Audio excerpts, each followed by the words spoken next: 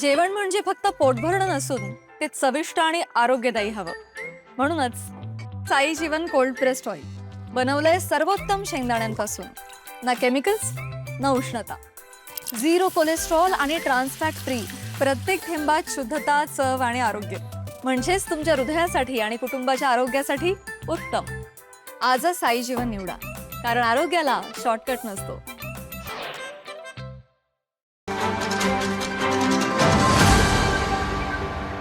साधारण फेब्रुवारी 2023 साली छत्रपती प्रेमिलराजे रुग्णालय हे सरकारी दवाखान्यामध्ये 4,87,00,000 रुपयाचे ड्रेसिंग मटेरियल खरेदी करण्यात आलं आणि आता ते वादाच्या भोवऱ्यात सापडलेलं आहे.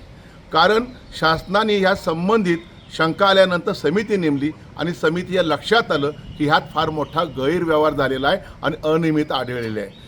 संबंधित परचेस कमिटी आणि पुरवठादारावर ताबडतोब FIR नोंद करा, तात्काळ नोंद करा आणि ती कागदपत्र जी असतील ती शासनाला पाठवा असा आदेश दिलेला आहे. पण या आदेशाचं पालन झालं नाही. फक्त पुरवठादारावरच फक्त FIR दाखल करण्यात आला.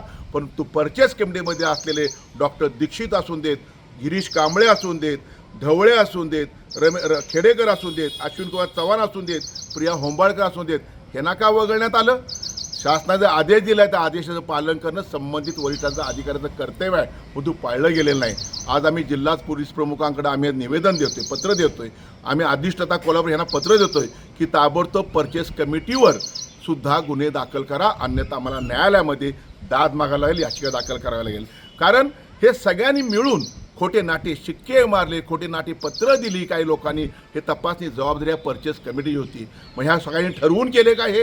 आणि जर ठरवून केलं असेल तर हे ठरवून केल्यामुळं अनेक ह्यात संख्या जास्त असल्याकारणानं मोकासारखी कारवाई करता येते का? आणि संघटित गुन्हेगारी आहे असं माझं स्पष्ट मत आहे. ताज्या घडामोडी पाहण्यासाठी माझा महाराष्ट्र न्यूजला आजच सबस्क्राईब करा.